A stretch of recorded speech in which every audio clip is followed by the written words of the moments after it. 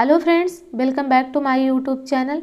Friends, आज के video में आप देखने वाले हैं यूजीसी नेट के पाठ्यक्रम में लगी हुई कहानी परिंदे, जो कि लिखा है इसे निर्मल वर्मा ने।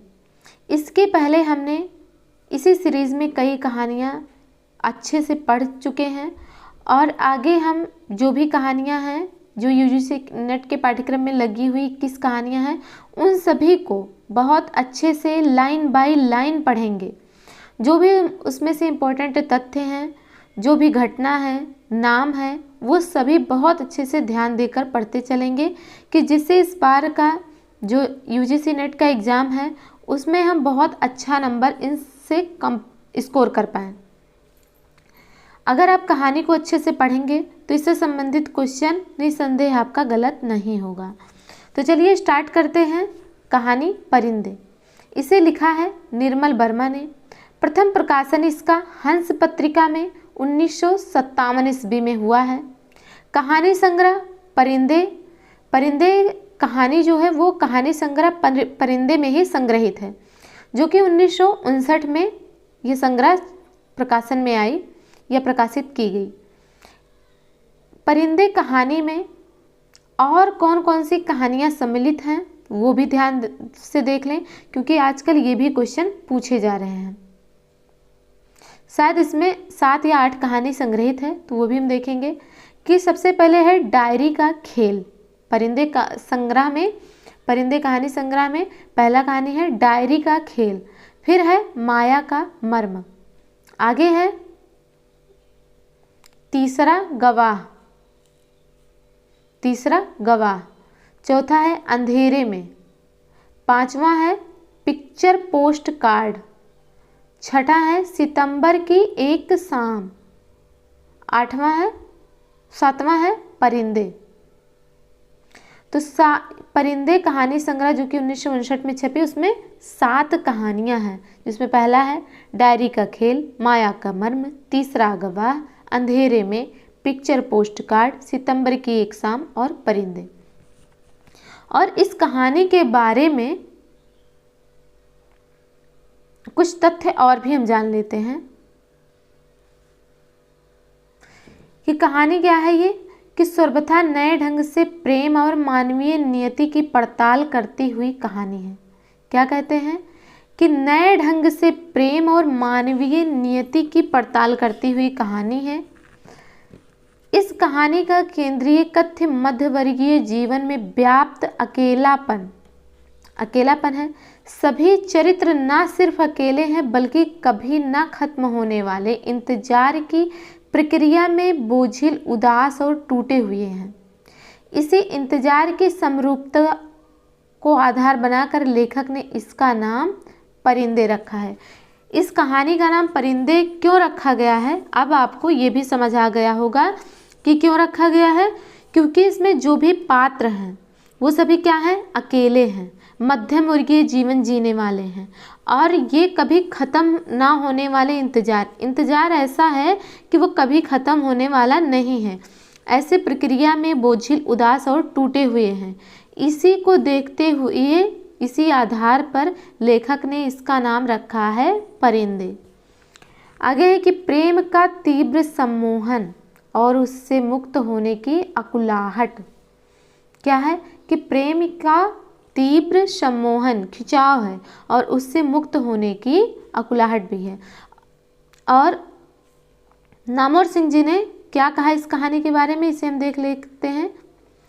नामवर सिंह जी ने कहा है कि फकत 7 कहानियों का संग्रह परिंदे निर्मल वर्मा की ही पहली कृति नहीं है, बल्कि जिसे हम नई कहानी कहना चाहते हैं उसकी भी पहली कृति है। नामवर सिंह जी क्या कहते हैं कि परिंदे सिर्फ निर्मल वर्मा की ही पहली कृति नहीं है, जो इनकी 7 कहानी संग्रह है उसमें ही पहली कृति यह नहीं है, बल्कि जिसे हम नई कहानी कहना चाहते हैं उसकी भी पहली कृति है।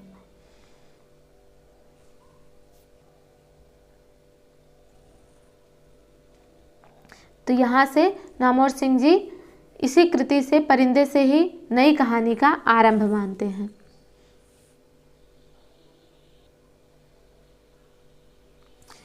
अब हम इस कहानी को word to word, line to line अच्छे से पढ़ेंगे। कहानी स्टार्ट होती है कि अंधेरे गलियारे में चलते हुए लतिका ठिठक गई।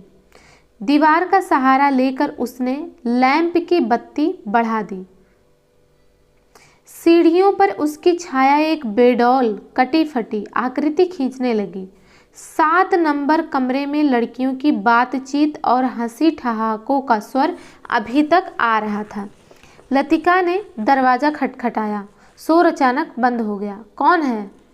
लतिका चुप खड़ी रही। कमरे में कुछ देर तक घुसूर पुसूर होती रही। फिर दरवाजे की चुटकनी के खुलने का स्वर आया। लतिका कमरे की देहरी से कुछ आगे बढ़ी। लैंप की झपकती लौ में लड़कियों के चेहरे सिनेमा के पर्दे पर ठहरे हुए क्लोजअप की भांति उभरने लगे। कमरे में अंधेरा क्यों कर रखा है? लतिका के स्वर में हल्की सी झिड़की का आभास था। लैंप में तेल खत्म हो गया है मैडम। यह सुधा का कमरा है, इसलिए उसे ही उत्तर देना पड़ा। देखिए, जिसके बारे में बात हो रहा है कि कमरा नंबर 7, वो किसका कमरा है? सुधा का कमरा है। और वहाँ पर कमरे में जब लतिका गई तो उन्होंने पूछा कि कमरे में तुमने अंधेरा क्यों कर रखा है? तो उसने बताया कि लैंप में तेल खत्म हो गया, इसलिए अंधेरा है। हॉस्टल में शायद वह सबसे अधिक लोकप्रिय थी, क्योंकि सदा छुट्टी के समय या रात को डिनर के बाद आसपास के कमरों में रहने वाली लड़कियों का जमघट उसी के कमरे में लग जाता था। देर तक गपशप हंसी मजाक चलता रहता। तेल के लिए करीमुद्दीन से क्यों नहीं कहा? मैडम कह रही लतिका कि तेल जब ख़त्म हो गया था तो उसके लिए करीमुद्दीन से क्यों नहीं कहा? कितनी बार कहा मैडम, लेकिन उसे याद रहे तब तो। आगे सुधा बताती है कि मैंने तो कितनी बार कहा पर उसे याद रहे तब तो। कमरे में हंसी की फुहार एक कोने से दूसरे कोने तक फैल गई। जहाँ बच्चे ज़्यादा रहते हैं वहाँ छोटी सी बात के लिए भी उसमें हंसी हो जाती है। तो वही बता रही हैं कि कमरे में हंसी की फुहार एक कोने से दूसरे कोने तक फैल गई। लतिका के कमरे में आने से अनुशासन की जो घुटन घिर आई थी वह अचानक बह गई। अचानक से जैसे मैम की एंट्री होती है तो सभी बच्चे शांत रहते हैं, लेकिन उसमें कुछ हास्यास्पद स्थिति हो जाने से वो अनुशासन वहीं टूट सा जाता है। तो वही सेम घटना यहाँ पर भी हुई। करीमुद्दीन कौन है? वो हॉस्टल का नौकर है। उसके आलस और काम में टाल मटोल करने के किस्से हॉस्टल की लड़कियों में पीढ़ी दर पीढ़ी चले आते थे। लतिका को हठात कुछ स्मरण हो आया। अंधेरे में लैंप घुमाते हुए चारों ओर निगाहें दौड़ाई। कमरे में चारों ओर घेरा बनाकर वह बैठी थी, पास एक दूसरे से सटकर। सबके चेहरे परिचित थे, किंतु लैंप के पीले मध्यम प्रकाश में मानो कुछ बदल गया था, या जैसे वह उन्हें पहली बार देख रही थी। जूली, अब तक तुम इस ब्लॉक में क्या कर रही हो?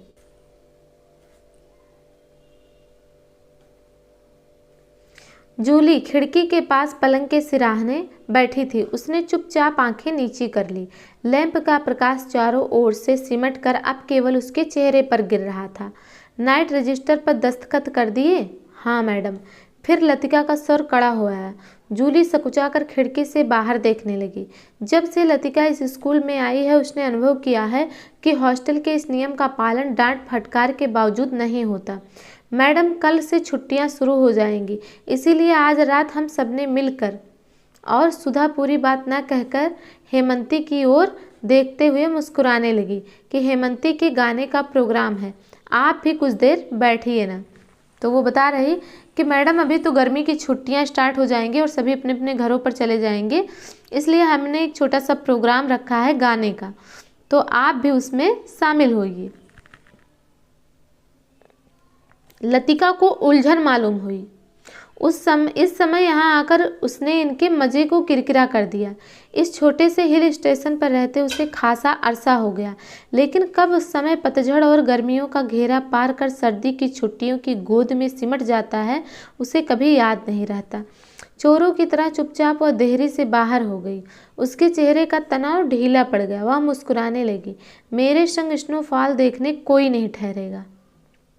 वो सोच रही है कि मेरे साथ स्नोफॉल देखने के लिए कोई नहीं ठहरेगा।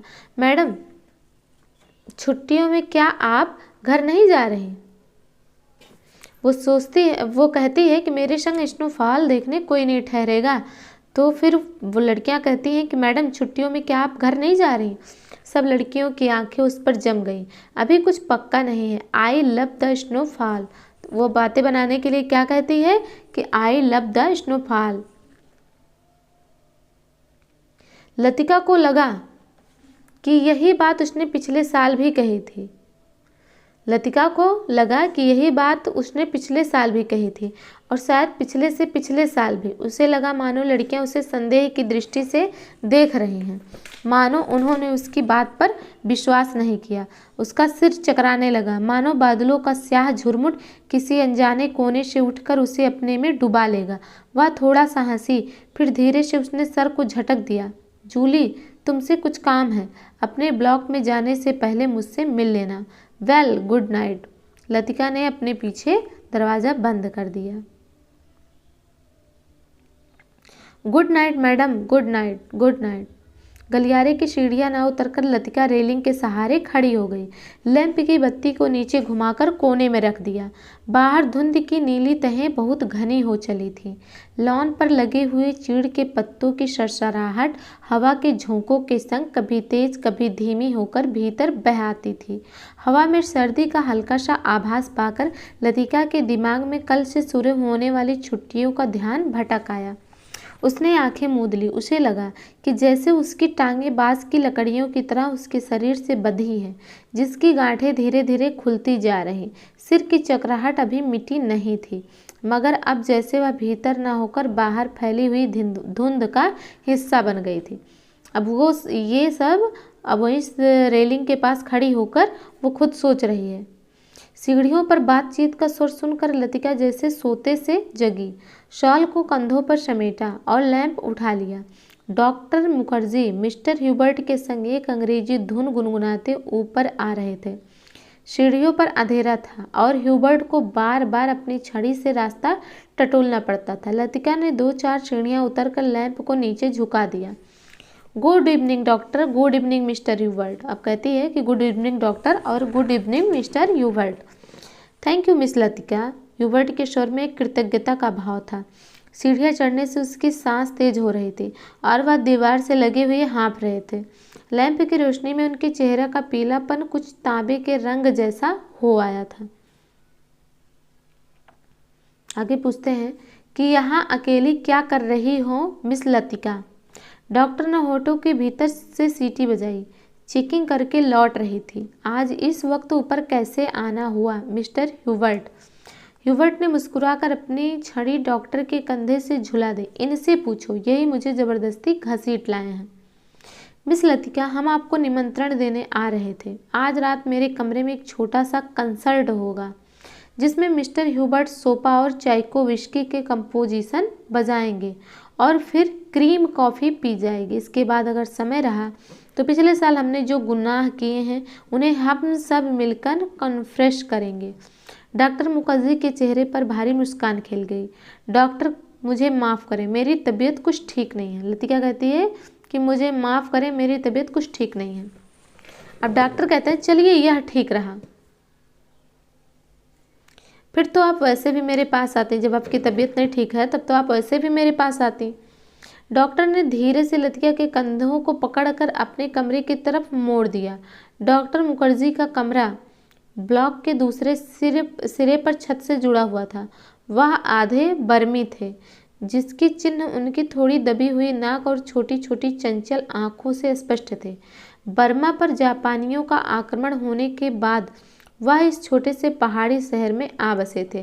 प्राइवेट प्रैक्टिस के अलावा वह कॉन्वेंट स्कूल में हाइजीन फिजियोलॉजी भी पढ़ाया करते थे। देखिए ये क्या पढ़ा रहे हैं डॉक्टर मुखर्जी, हाइजीन फिजियोलॉजी। ये भी आपको ध्यान रखना है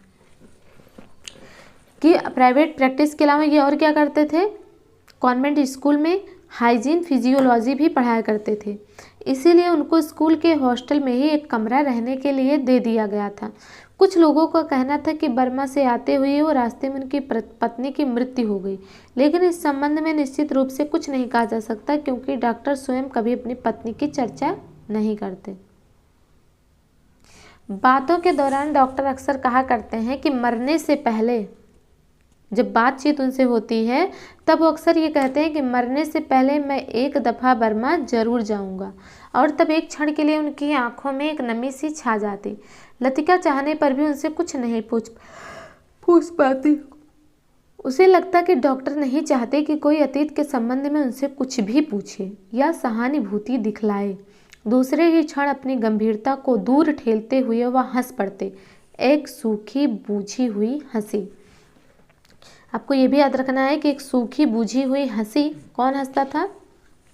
डॉक्टर मुखर्जी। होम सिकनेस ही एक वैसी बीमारी है जिसका इलाज किसी डॉक्टर के पास नहीं है। छत पर मेज कुर्सियां डाल दी गई और भीतर कमरे में परकोलेटर में काफ़ी का पानी चढ़ा दिया गया। किस में चढ़ाया गया? परकोलेटर में। सुना है अगले 2-3 वर्षों में यहाँ पर बिजली का इंतजाम हो जाएगा, डॉक्टर ने स्प्रिट लैंप जलाते हुए कहा। यह बात तो पिछले 10 सालों से सुनने में आ रही है। अंग्रेजों ने भी लंबी चौड़ी स्कीम बनाई थी, पता नहीं उसका क्या हुआ, ह्यूबर्ट ने कहा। वह आराम कुर्सी पर लेटा हुआ बाहर लान की ओर देख रहा था। लतिका कमरे से 2 मोमबत्ती ले आई। मेज के दोनों सिरों पर टिकाकर उन्हें जला दिया गया। छत का अंधेरा मोमबत्ती की फीकी रोशनी के इर्द गिर्द सिमटने लगा। एक घनी नीरवता चारों ओर घिरने लगी। हवा में चीड़ के वृक्षों की साए साए दूर तक फैली पहाड़ियों और घाटियों में सीटियों की गूंज सी छोड़ती जा रही थी। इस बार शायद बर्फ जल्दी गिरेगी। अभी से हवा में एक सर्द खुश्की सी महसूस होने लगी है। डॉक्टर का सिगार अंधेरे में लाल बिंदी सा चमक रहा था। पता नहीं मिशूट को स्पेशल सर्विस का गोरख धंधा क्यों पसंद आता है। छुट्टियों में घर जाने से पहले क्या यह जरूरी है कि लड़कियां फादर एलमंड का सरमन सुने? ह्यूबर्ट ने कहा। क्या कहा? कि मिस वुड को स्पेशल सर्विस का गोरख धंधा क्यों पसंद आता है। छुट्टियों में घर जाने से पहले क्या यह जरूरी है कि लड़कियां फादर एलमंड का सरमन सुने? ये सब किसने कहा? ह्यूबर्ट ने। डॉक्टर को फादर एलमंड एक आंख नहीं सुहाते थे। लतिका कुर्सी पर आगे झुककर प्यालों में काफ़ी उड़ेलने लगी। हर साल स्कूल बंद होने के दिन यही 2 प्रोग्राम होते हैं। ये भी याद रखना है कि स्कूल बंद होने के दिन कौन कौन से प्रोग्राम होते हैं। 2 प्रोग्राम। पहला है चैपल में स्पेशल सर्विस और उसके बाद दिन में पिकनिक। तो पहला क्या हो गया? चैपल में स्पेशल सर्विस और दूसरा क्या हो गया? दिन में पिकनिक। लतिका को पहला साल याद आया जब डॉक्टर के संग पिकनिक के बाद वह क्लब गई थी। डॉक्टर बार में बैठे थे। बार रूम कुमाऊं रेजिमेंट के अफसरों से भरा हुआ था। कुछ देर तक बिलियर्ड का खेल देखने के बाद जब वह वापस बार की ओर आ रहे थे तब उसने दाईं ओर क्लब की लाइब्रेरी में देखा, मगर उसी समय डॉक्टर मुखर्जी पीछे से आ गए थे। मिस लतिका, यह मेजर गिरीश नेगी हैं। बिलियर्ड रूम से आते हुए हंसी ठहाकों के बीच वह नाम दब सा गया था। वह किसी किताब के बीच में उंगली रखकर लाइब्रेरी की खिड़की से बाहर देख रहा था। Hello doctor. वह पीछे मुड़ा। तब उस क्षण ना जाने क्यों लतिका का हाथ कांप गया और काफी की गर्म बूंदें उसकी साड़ी पर छलक आए। अंधेरे में किसी ने नहीं देखा कि लतिका के चेहरे पर एक उन्नीदा रीतापन घिर आया है। हवा के झोंकों से मोमबत्तियों की लौ फड़कने लगी। छत से भी ऊंची काठ गोदाम जाने वाली सड़क पर यूपी रोडवेज की आखिरी बस डाक लेकर जा रही थी। ये भी याद रखना है कि काठ गोदाम जाने वाली सड़क पर यूपी रोडवेज की आखिरी बस डाक लेकर जा रही थी। बस की हेडलाइट्स में आसपास फैली हुई झाड़ियों की छाएं घर की दीवारों पर सरकती हुई गायब होने लगी। मिस लतिका, आप इस साल भी छुट्टियों में यहीं रहेंगी? डॉक्टर ने पूछा। डॉक्टर का सवाल हवा में टंगा रहा। उसी क्षण पियानो पर सोफा का नॉकटर्न ह्यूबर्ट की उंगलियों के नीचे से फिसलता हुआ धीरे धीरे छत के अंधेरे में घुलने लगा, मानो जल पर कोमल स्वप्निल उर्मियां भंवरों का झिलमिलाता जाल बुनती हुई दूर दूर किनारों किनारों तक फैलती जा रही हूँ। लतिका को लगा कि जैसे कहीं बहुत दूर बर्फ की चोटियों से परिंदों के झुंड नीचे अनजान देशों की ओर उड़े जा रहे हैं। इन दोनों अक्सर उसने अपने कमरे की खिड़की से देखा है। धागे में बंधे चमकीले लट्टुओं की तरह वे एक लंबी टेढ़ी मेढ़ी कतार में उड़े जाते हैं। पहाड़ों की सुनसान नीरवता से परे उन विचित्र शहरों की ओर जहाँ शायद वह कभी नहीं जाएगी। लतिका आर्म चेयर पर ऊँघने लगी। डॉक्टर मुखर्जी का सिगार अंधेरे में चुपचाप जल रहा था। डॉक्टर को आश्चर्य हुआ कि लतिका ना जाने क्या सोच रही, और लतिका सोच रही थी क्या वह बूढ़ी होती जा रही। उसके सामने स्कूल की प्रिंसिपल मिस वुड का चेहरा घूम गया। पोपला मुख, आंखों के नीचे झूलती हुई मांस की थैलियां, जरा जरा सी बात पर चिढ़ जाना, कर्कश आवाज में चीखना, सब उसे ओल्ड मेड कहकर पुकारते हैं। कुछ वर्षों बाद वह भी हूबहू ऐसी ही हो जाएगी। लतिका के समूचे शरीर में झुरझुरी सी दौड़ गई, मानो अनजाने में उसने किसी गलीज वस्तु को छू लिया हो। उसे याद आया कुछ महीने पहले अचानक उसे ह्यूबर्ट का प्रेम पत्र मिला था, भाव की याचना से भरा हुआ पत्र, जिसमें उसमें न जाने क्या कुछ लिखा था जो कभी उसकी समझ में नहीं आया। उसे ह्यूबर्ट की इस बचकाना हरकत पर हंसी आई थी, किंतु भीतर ही भीतर प्रसन्नता भी हुई थी। उसकी उम्र अभी बीती नहीं है, अभी भी वह दूसरों को अपनी ओर आकर्षित कर सकती है। ह्यूबर्ट का पत्र पढ़कर उसे क्रोध नहीं आया, आई थी तो केवल ममता। ह्यूबर्ट ने जो उसको प्रेम पत्र लिखा था उससे उसको क्रोध नहीं आया, बल्कि उसके ऊपर ममता आई। वह चाहती तो उसकी गलतफहमी को दूर करने में देर ना लगती, किंतु कोई शक्ति उसे रोके रहती है। उसके कारण अपने पर विश्वास रहता, अपने सुख का भ्रम मानो ह्यूबर्ट की गलतफहमी से जुड़ा हो। ये लतिका के बारे में है कि वह चाहती तो उसकी गलतफहमी को 1 मिनट में दूर कर सकती थी, पर लगता है कि उसके सुख का भ्रम ह्यूबर्ट की गलतफहमी से जुड़ा है। ह्यूबर्ट ही क्यों, वह क्या किसी को चाह सकेगी उस अनुभूति के संग जो अब नहीं रही, जो छाया से उस पर मंडराती रहती है, ना स्वयं मिटती है, ना उसे मुक्ति दे पाती है। उसे लगा जैसे बादलों का झुरमुट फिर उसके मस्तिष्क पर धीरे धीरे छाने लगा है। उसकी टांगें फिर निर्जीव शिथिल सी हो गई हैं। वह झटके से उठ खड़ी हुई। डॉक्टर माफ़ करना, मुझे बहुत थकान सी लग रही। बिना वाक्य पूरा किए वह चली गई। कुछ देर तक टेरेस पर निस्तब्धता छाई रही। मोमबत्तियां बुझने लगी। डॉक्टर मुखर्जी ने सिगार का नया कस लिया। सब लड़कियां एक जैसी होती हैं, बेवकूफ़ और सेंटिमेंटल। ये किसने कहा है? डॉक्टर मुखर्जी ने।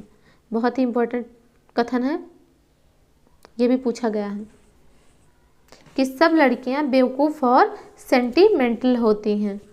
ह्यूबर्ट की उंगलियों का दबाव पियानो पर ढीला पड़ता गया। अंतिम सुरों की झिझकी सी गूंज कुछ क्षणों तक हवा में तिरती रही। डॉक्टर पूछता है कि डॉक्टर, आपको मालूम है मिस लतिका का व्यवहार कुछ अरसे से अजीब सा लगता है। ह्यूबर्ट के स्वर में लापरवाही का भाव था। वह नहीं चाहता था कि डॉक्टर को लतिका के प्रति उसकी भावनाओं का आभास मात्र भी मिल सके। जिस कोमल अनुभूति को वह इतने समय से सजोता आया है, डॉक्टर उसे हंसी के एक ठहाके में उपहासास्पद बना दे। क्या तुम नियति में विश्वास करते हो ह्यूबर्ट? डॉक्टर ने कहा। ह्यूबर्ट दम रोके प्रतीक्षा करता रहा। वह जानता था कि कोई भी बात कहने से पहले डॉक्टर को फिलोसोफाइज करने की आदत थी। डॉक्टर टेरेस के जंगले से सटकर खड़ा हो गया। फीकी सी चांदनी में चीड़ के पेड़ों की छायाएं लॉन पर गिर रही थी। कभी कभी कोई जुगनू अंधेरे में हरा प्रकाश छिड़कता हवा में गायब हो जाता था। आगे है कि मैं कभी कभी सोचता हूँ कि इंसान जिंदा किस लिए रहता है। डॉक्टर कहता है कि मैं कभी कभी सोचता हूँ कि इंसान जिंदा किस लिए रहता है। क्या उसे कोई और बेहतर काम करने को नहीं मिला? हजारों मील अपने मुल्क से दूर मैं यहाँ पड़ा हूँ। यहाँ कौन मुझे जानता है? यहीं शायद मर भी जाऊँगा। ह्यूबर्ट, क्या तुमने कभी महसूस किया है कि एक अजनबी की हैसियत से पराई ज़मीन पर मर जाना कितनी खौफनाक बात है? ह्यूबर्ट विस्मित से डॉक्टर को देखने लगा। उसने पहली बार डॉक्टर मुखर्जी के इस पहलू को देखा था। अपने संबंध में वह अक्सर चुप रहते थे, कोई पीछे नहीं। यह बात मुझ में एक अजीब सी बेफिक्री पैदा कर देती है। डॉक्टर कहता है कि मेरे पीछे कोई नहीं है, यह बात मुझे बहुत फिक्र कर देती है, लेकिन कुछ लोगों का मौत अंत तक पहेली बनी रहती है। शायद वह जिंदगी से बहुत उम्मीद लगाते थे। उसे ट्रेजिक भी नहीं कहा जा सकता। आखिरी दम तक उन्हें मरने का एहसास नहीं होता। डॉक्टर, आप किसका जिक्र कर रहे हैं? ह्यूबर्ट ने परेशान होकर पूछा। डॉक्टर कुछ देर तक चुपचाप सिगार पीता रहा। फिर मुड़कर वह मोमबत्तियों की बुझती हुई लौ को देखने लगा। तुम्हें मालूम है, ह्यूबर्ट से कह रहा, तुम्हें मालूम है किसी समय लतिका बिला नागा क्लब जाया करती थी। इम्पोर्टेंट लाइन है कि किस क्लब में लतिका जाती थी? बिला नागा क्लब। गिरीश नेगी से उसका परिचय वहीं हुआ था। आगे है कि गिरीश नेगी से उसका परिचय वहीं हुआ था। कश्मीर जाने से एक रात पहले उसने मुझे सब कुछ बता दिया था। मैं अब लतिका से उस मुलाकात के बारे में कुछ नहीं कह सका हूँ। मैं अब तक लतिका से उस मुलाकात के बारे में कुछ नहीं कह सका हूँ, किंतु उस रात कौन जानता था कि वह वापस नहीं लौटेगा। और अब क्या फ़र्क पड़ता है। Let the dead die. Doctor की सूखी सर्द हंसी में खोखली सी शून्यता भरी थी। आगे कौन? गिरीश नेगी कुमाऊं रेजिमेंट में कैप्टन था। वो जो है ह्यूबर्ट पूछता कौन? गिरीश नेगी। बताते हैं डॉक्टर की कुमाऊं रेजिमेंट में कैप्टन था। गिरीश क्या था? कुमाऊं रेजिमेंट में कैप्टन। डॉक्टर क्या लतिका? ह्यूबर्ट से आगे कुछ नहीं कहा गया। उसे याद आया वह पत्र जो उसने लतिका को भेजा था। कितना अर्थहीन, उपहासास्पद, जैसे उसका एक एक शब्द उसके दिल को कचोट रहा हो। उसने धीरे से पियानो पर सिर टिका लिया। लतिका ने उसे क्यों नहीं बताया? क्या वह इसके योग्य भी नहीं था? लतिका, वह तो बच्ची है। पागल मरने वाले के संग खुद थोड़े ही मरा जाता।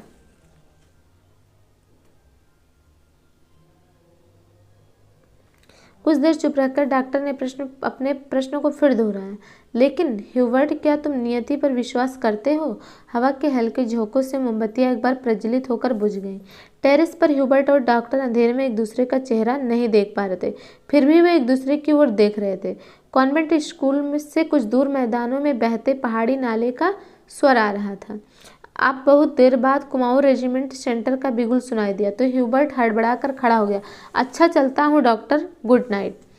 गुड नाइट ह्यूबर्ट, मुझे माफ़ करना, मैं सिगार ख़त्म करके उठूँगा। सुबह बदली छाई थी। लतिका की खिड़की खोलते ही धुंध का गुब्बारा सा भीतर घुस आया। जैसे रात भर दीवार के सहारे सर्दी में ठिठुरता हुआ वह भीतर आने की प्रतीक्षा कर रहा हो। स्कूल से ऊपर चैपल जाने वाली सड़क बादलों में छिप गई थी। केवल चैपल का क्रॉस धुंध के पर्दे पर एक दूसरे को काटती हुई पेंसिल की रेखाओं सा दिखाई दे जाता था। लतिका ने खिड़की से आंखें हटाई तो देखा कि करीमुद्दीन चाय की ट्रे लिए खड़ा है। करीमुद्दीन मिलिट्री में अर्दली रह चुका था। ये क्या मिलिट्री में अर्दली रह चुका था, इसीलिए ट्रे पर मेज रख कर अटेंशन की मुद्रा में खड़ा हो गया। लतिका झटके से उठ बैठी। सुबह से आलस करके कितनी बार जागकर वह सो चुकी। अपनी खिसियाहट मिटाने के लिए लतिका ने कहा, बड़ी सर्दी है आज, बिस्तर छोड़ने को जी नहीं चाहता। तो करीमुद्दीन क्या कहता, अजी मेम साहब, अभी क्या सर्दी आई है, बड़े दिनों में देखना कैसे दांत कटकटाते हैं। और करीमुद्दीन अपने हाथों के बगलों में डाले हुए इस तरह सिकुड़ गया जैसे उन दोनों की कल्पना मात्र से ही उसे जाड़ा लगना शुरू हो गया। वो दोनों हाथ को क्रॉस करके इस तरीके से सिकुड़ गया जैसे लगा कि अब जाड़ा तुरंत शुरू हो गया। गंजे सिर पर दोनों तरफ के उसके बाल खिजाब लगाने से कत्थई रंग के भूरे हो गए थे। बात चाहे किसी विषय पर हो रही हो, वह हमेशा खींचतान करके उसे ऐसे क्षेत्र में घसीट लाता था जहां वह बेझिझक अपने विचारों को प्रकट कर सके। ये कौन करता था? करीमुद्दीन आगे कहता है कि एक दफ़ा तो यहाँ लगातार इतनी बर्फ़ गिरी थी कि भुआली से लेकर डाक बंगले तक सारी सड़कें जाम हो गई थीं। इतनी बर्फ़ थी मेम साहब की पेड़ों की टहनियाँ तक सिकुड़ कर तनों से लिपट गई थीं, बिल्कुल ऐसे। और करीमुद्दीन नीचे झुककर मुर्गा सा बन गया। कब की बात है? लतिका ने पूछा कि यह कब की बात है? अब यह तो जोड़ हिसाब करके ही पता चलेगा मेम साहब, लेकिन इतना याद है कि उस वक्त अंग्रेज़ बहादुर यहीं थे। कौन था उस वक्त? अंग्रेज़ बहादुर। कंटोनमेंट की इमारत पर कौमी झंडा नहीं लगा था। बड़े जबर थे ये अंग्रेज़, 2 घंटे में ही सारी सड़कें साफ करवा दी थी। उन दिनों एक सीटी बजाते ही 50 घोड़े वाले जमा हो जाते थे। अब तो सारे शेड खाली पड़े हैं। वे लोग अपनी खिदमत भी करवाना जानते थे, अब तो सब उजाड़ हो गया है। करीमुद्दीन उदास भाव से बाहर देखने लगा। आज यह पहली बार नहीं है जब लतिका करीमुद्दीन से उन दिनों की बातें सुन रही हो, जब अंग्रेज़ बहादुर ने इस स्थान को स्वर्ग बना रखा था। आप छुट्टियों में इस साल भी यहीं रहेंगी मेम साहब? अब उनसे पूछता कि छुट्टियों में इस साल भी आप यहीं रहेंगी? तुम लतिका कहती, दिखता तो कुछ ऐसा ही है करीमुद्दीन, तुम्हें फिर तंग होना पड़ेगा। कहती है कि तुम्हें फिर से परेशान होना पड़ेगा। करीमुद्दीन कहता है, क्या कहती हैं मेम साहब, आपके रहने से हमारा भी मन लग जाता, वरना छुट्टियों में तो यहाँ कुत्ते लौटते हैं। कहता है, जब आप रहती हैं थोड़ा मेरा भी मन लग जाता है, नहीं तो यहाँ तो छुट्टियों में कुत्ते लौटते हैं, आदमी कहीं पता ठिकाना नहीं रहता। तुम जरा मिस्त्री से कह देना कि इस कमरे की छत की मरम्मत कर जाए। पिछले साल बर्फ का पानी दरारों से टपकता रहता था। लतिका को याद आया कि पिछली सर्दियों में जब कभी बर्फ गिरती थी तो उसे पानी से बचने के लिए रात भर कमरे के कोने में सिमट कर सोना पड़ता था। करीमुद्दीन चाय की ट्रे उठाता हुआ बोला, ह्यूबर्ट साहब तो शायद कल ही चले जाएं। कल रात उनकी तबीयत फिर खराब हो गई। आधी रात के वक्त मुझे जगाने आए थे। कहते थे छाती में तकलीफ है, उन्हें यह मौसम रास नहीं आता। कह रहे थे लड़कियों की बस में वह भी कल ही चले जाएंगे। करीमुद्दीन दरवाज़ा बंद करके चला गया। लतिका की इच्छा हुई कि वह ह्यूबर्ट के कमरे में जाकर उनकी तबीयत की पूछताछ कराए, किंतु फिर भी ना जाने क्यों स्लीपर पैरों में टंगे रहे और वह खिड़की के बाहर बादलों को उड़ता हुआ देखती रही। ह्यूबर्ट का चेहरा जब उसे देखकर सहमा सा दयनीय हो जाता है, तब लगता है कि वह अपनी मूक निरीह याचना में उसे कोस रहा है। ना वह उसकी गलतफहमी को दूर करने का प्रयत्न कर पाती, ना उसे अपनी व्यवस्था की सफाई देने का साहस होता है। उसे लगता है कि जाले से बाहर निकलने के लिए वह धागे के जिस सिरे को पकड़ती वह खुद एक गांठ बनकर रह जाता है। बाहर बूंदाबांदी होने लगी थी। कमरे की टिन की छत खटखट बोलने लगी। लतिका पलंग से उठ खड़ी हुई, बिस्तर को तहाकर बिछाया, फिर पैरों में स्लीपरों को घसीटते हुए बड़े आईने तक आई और उसने सामने स्टूल पर बैठकर बालों को खोलने लगी। किंतु कुछ देर तक कंघी बालों में उलझी रही और वह गुमसुम हो शीशे में अपना चेहरा ताकती रही। करीमुद्दीन को यह कहानी याद ही नहीं रहा कि धीरे धीरे आग जलाने के लिए लकड़ियाँ जमा कर ले। करीमुद्दीन को यह कहना याद ही नहीं रहा, धीरे धीरे आग जलाने के लिए लकड़ियां जमा कर ले। इन दिनों सस्ते दामों पर सूखी लकड़ियां मिल जाती हैं। पिछले साल तो कमरा धुएं से भर जाता था, जिसके कारण कपकपाते जाड़े में भी उसे खिड़की खोलकर ही सोना पड़ता था। आईने में लतिका ने अपना चेहरा देखा, वह मुस्कुरा रही थी। पिछले साल अपने कमरे की सीलन और ठंड से बचने के लिए कभी कभी वह मिस वुड के खाली कमरे में चोरी चुपके सोने चली जाया करती थी। मिस वुड का कमरा बिना आग के भी गर्म रहता था। उनके गदीले सोफे पर लौटते ही आंखें लग जाती थी। कमरा छुट्टियों में खाली पड़ा रहता था, किंतु मिस वुड से इतना नहीं होता कि 2 महीने के लिए उसके हवाले कर जाएं। हर साल कमरे में ताला ठोक जाती हैं। वह तो पिछले साल गुसल खाने में भीतर की सांकल देना भूल गए थे, जिसे लतिका चोर दरवाजे के रूप में इस्तेमाल करती रहती थी। पहले साल अकेले में उसे बड़ा डर सा लगता था। लतिका जब उसने छुट्टियों में जब पहली बार वो रुकी थी अकेले, तब उसे बहुत डर लगता रहता था। छुट्टियों में सारे स्कूल और हॉस्टल के कमरे शां शां करने लगते। जब लोग उसमें नहीं रहते तो वो डरावने लगने लगते हैं। डर के मारे जब कभी नींद नहीं आती थी, तब वह करीमुद्दीन को रात में देर तक बातों में उलझाए रखती। बातों बातों में जब खोई सी हो जाती, तब करीमुद्दीन चुपचाप लैंप बुझाकर चला जाता। कभी कभी बीमारी का बहाना करके वह डॉक्टर को बुलवा भेजती थी और बाद में बहुत जिद करके दूसरे कमरे में उसका बिस्तर लगवा देती थी कि जब यहाँ कोई रहेगा तब डर नहीं लगेगा। लतिका ने कंघे से बालों का गुच्छा निकाला और उसे बाहर फेंकने के लिए खिड़की के पास आ खड़ी हुई। बाहर छत की ढलान से बारिश के जल की मोटी सी धार बराबर लान पर गिर रही थी। मेघाच्छन्न आकाश में सरकते हुए बादलों के पीछे पहाड़ियों के झुंड कभी उभर आते थे, कभी छिप जाते थे, मानो चलती हुई ट्रेन से कोई उन्हें देख रहा हो। लतिका ने खिड़की से सिर बाहर निकाल लिया। हवा के झोंकों से उसकी आंखें झिप गईं। उसे जितने काम याद आते हैं उतना ही आलस से घना होता जाता। बस की सीटें रिजर्व करवाने के लिए चपरासी को रुपए देने हैं। जो सामान हॉस्टल की लड़कियां पीछे छोड़े जा रहे हैं उन्हें गोदाम में रखवाना होगा। कभी कभी तो छोटी क्लास की लड़कियों के साथ पैकिंग करवाने के काम में भी उसे हाथ बटाना पड़ता है। लतिका को जो छोटी छोटी बच्चियां हैं उनके भी पैकिंग करवाने में उसको हाथ बटाना पड़ता, पर वह इन कामों से उबती नहीं। धीरे धीरे सब निपटते जाते हैं, कोई गलती इधर उधर रह जाती है। सो बाद में सुधर जाती। हर काम में किचकिच रहती, परेशानी और दिक्कत होती, किंतु देर सवेर उससे छुटकारा मिल ही जाता। किंतु जब लड़कियों की आखिरी बस चली जाती है तब मन उचाट सा हो जाता है। खाली कॉरिडोर में घूमती हुई वह कभी इस कमरे में जाती, कभी उसमें। वह नहीं जान पाती कि अपने से क्या करे। दिल कहीं भी नहीं टिकता, हमेशा भटका भटका सा रहता है।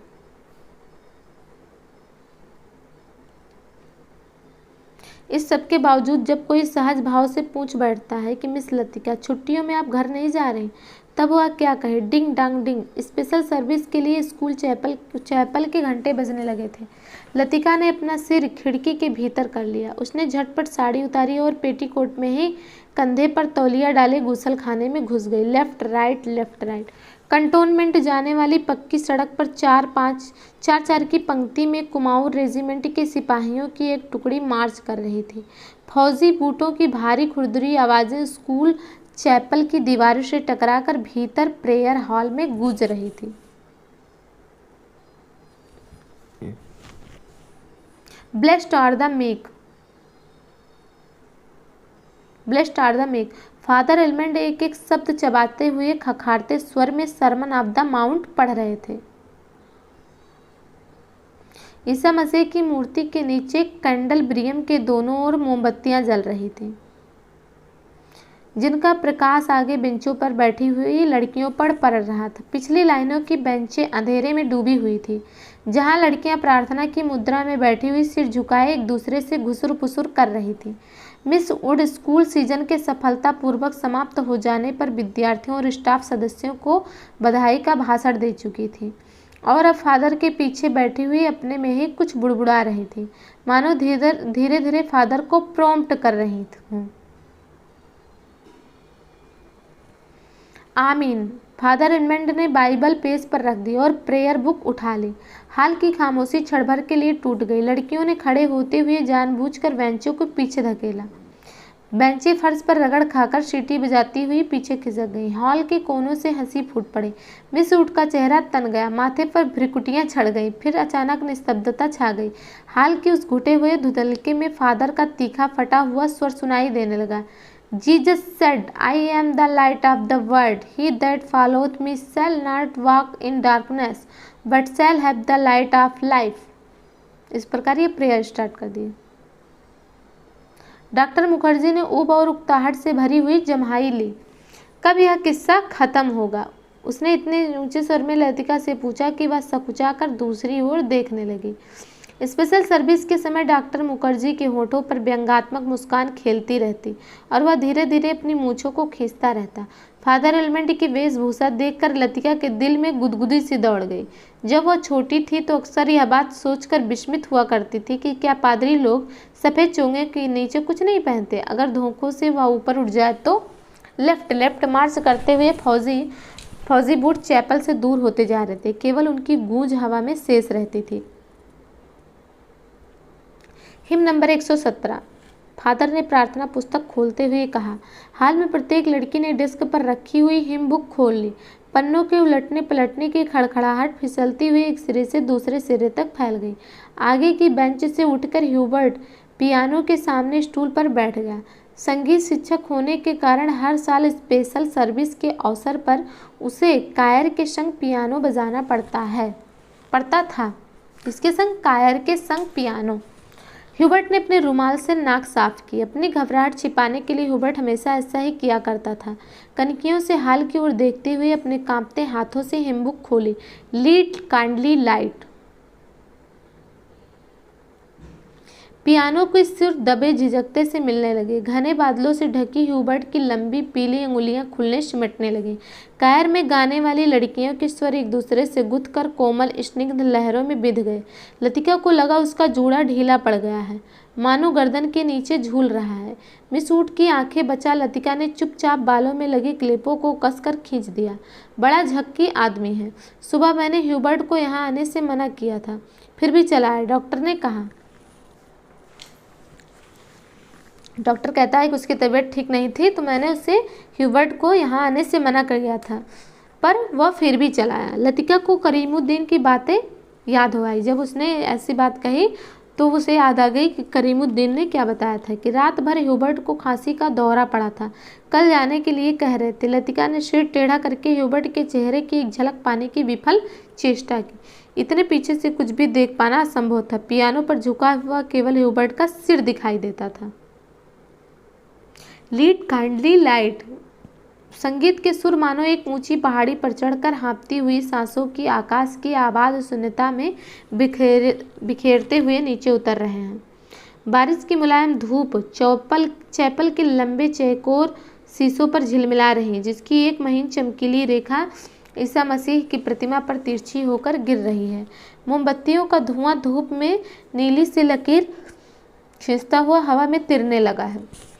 पियानो की क्षणिक पोज में लतिका को पत्तों का परिचित मरमर कहीं दूर अनजानी दिशा से आता हुआ सुनाई दे जाता। एक क्षण के लिए भ्रम हुआ कि चैपल का फीका सा अंधेरा उस छोटे से प्रेयर हॉल के चारों कोने में सिमटता हुआ उसके आसपास घिर आया है, मानो कोई उसकी आंखों पर पट्टी बांधकर उसे यहाँ तक ले आया हो और अचानक उसकी आंखें खोल दी हों। उसे लगा जैसे मोमबत्तियों के धूमिल आलोक में कुछ भी ठोस वास्तविक ना रहा हो। चैपल की छत, दीवारें, डेस्क पर रखा हुआ डॉक्टर का सुघड़ सुडौल हाथ और पियानो के सिर अतीत की धुंध को भेदते हुए स्वयं उस धुंध का भाग बनते जा रहे हों। एक पगली सी स्मृति, एक उद्भ्रांत भावना। चैपल के शीशों के परे पहाड़ी सूखी हवा में झुकी हुई बीपिंग विलेज की कांपती टहनियाँ, पैरों तले चीड़ के पत्तों की धीमी सी चिर परिचित खड़खड़। वहीं पर गिरीश एक हाथ में मिलिट्री का खाकी हैट लिए खड़ा है। अब ये सब देखते हुए लतिका सोचने लगी गिरीश नेगी के बारे में। चौड़े उठे हुए हाथ, सबल कंधे, अपना सिर वहां टिका दो तो जैसे सिमट कर खो जाएगा। चार्ल्स बोअर, यह नाम उसने रखा था। वह झेंप कर हंसने लगा। तुम्हें आर्मी में किसने चुन लिया? मेजर बन गए हो, लेकिन लड़कियों से भी गए बीते हो। जरा जरा सी बात पर चेहरा लाल हो जाता। ये लतिका कह रही गिरीश नेगी से। यह सब वो कहती नहीं, सिर्फ सोचती भरती। सोचा था कभी कहूँगी, वह कभी नहीं आया। बुरुस का लाल फूल लाए हो ना? झूठे खाके के कमीज से जिस जेब पर बैच चिपके थे उसी में से मूसा हुआ बुरुस का फूल निकल आया। छी, सारा मुरझा गया। अभी खिला कहाँ? वो कहता कभी खिला कहाँ? हाउ क्लंजी। उसके बारों में गिरीश का हाथ उलझ रहा। फूल कहीं टिक नहीं पाते। फिर उसे क्लिप के नीचे फंसाकर उसने कहा, देखो।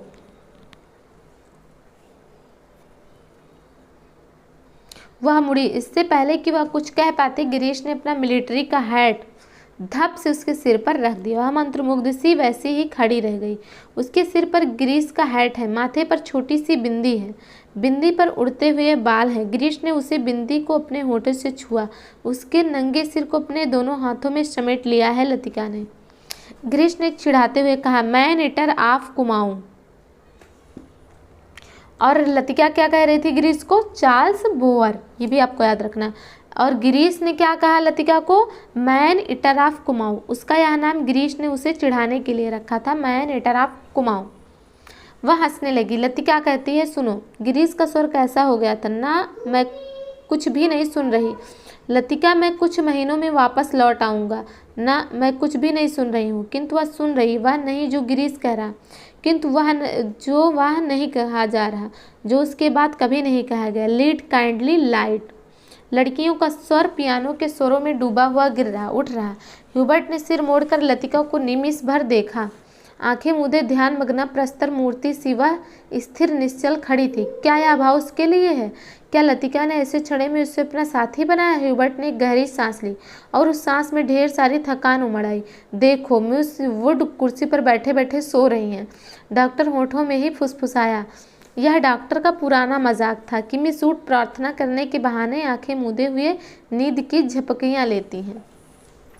फादर एलमंड ने कुर्सी पर फैले अपने गाउन को समेट लिया और प्रेयर बुक बंद करके मिस वुड के कानों में कुछ कहा। पियानो का स्वर क्रमशः मंद पड़ने लगा। ह्यूबर्ट की उंगलियां ढीली पड़ने लगी। सर्विस के समाप्त होने से पूर्व मिस वुड ने ऑर्डर पढ़कर सुनाया कि बारिश होने की आशंका से आज के कार्यक्रम में कुछ आवश्यक परिवर्तन करने पड़े थे। पिकनिक के लिए झूला देवी मंदिर जाना संभव नहीं हो सकेगा। पहले कहाँ डिसाइड था पिकनिक जाने के लिए? झूला देवी मंदिर। इसीलिए स्कूल से कुछ ही दूरी मीडोज़ में। अब कहाँ जा रहे हैं? मीडोज़ में ही सब लड़कियां नाश्ते के बाद जमा हो जाएंगी। सब लड़कियों को दोपहर का लंच हॉस्टल किचन से ही ले जाना होगा। केवल शाम की चाय मीडोज में बनेगी। शाम की चाय सिर्फ मीडोज में बनेगी। पहाड़ों की बारिश का क्या भरोसा। कुछ देर पहले धुआंधार बादल गरज रहे थे। सारा शहर पानी में भीगा ठुठुर रहा था। अब धूप में नहाता नीला आकाश धुंध की ओट से बाहर निकलता हुआ फैल रहा था।